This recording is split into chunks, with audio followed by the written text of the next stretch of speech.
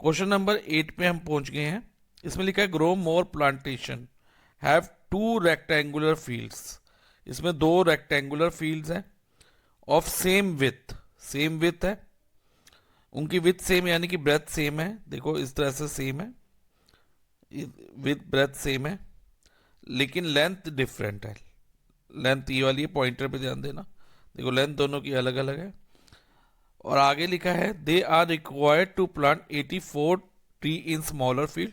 छोटी वाली फील्ड में 84 ट्रीज प्लांट करने हैं और बड़ी वाली लार्जर फील्ड में 231 ट्रीज प्लांट करने हैं।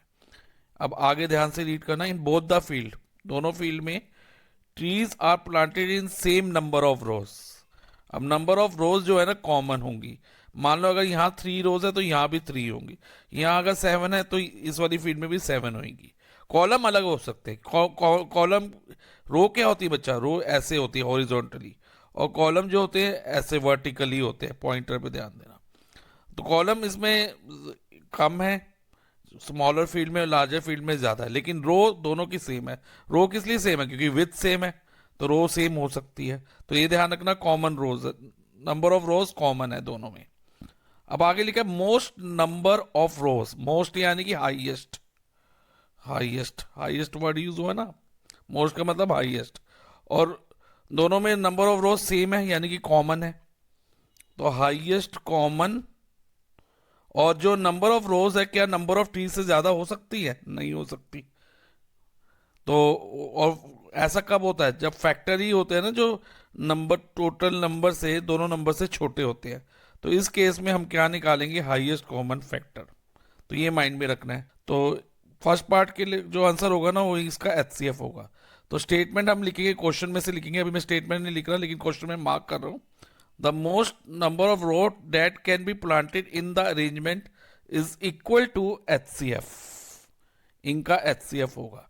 तो एचसीएफ हम प्राइम फैक्टराइजेशन से निकालते हैं। प्राइम फैक्टराइजेशन देखो मैंने करी है, यहाँ लिख दी है।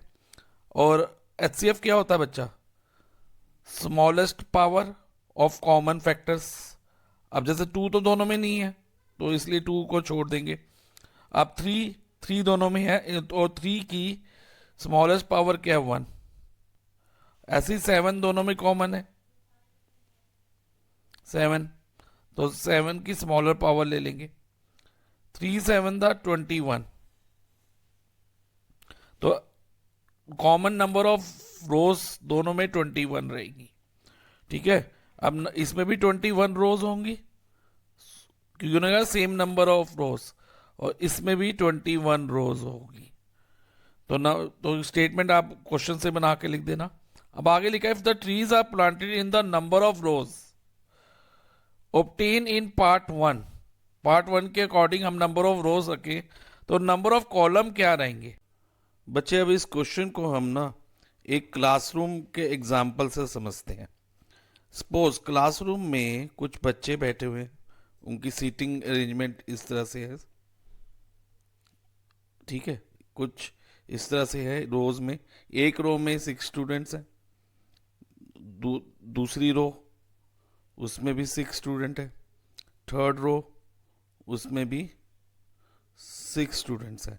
रोज क्या है मैंने भी बताया आपको, हॉरिजॉन्टली देखते हैं ना रोज के लिए, 1 2 3 रोज है, रो 1 रो 2 रो 3।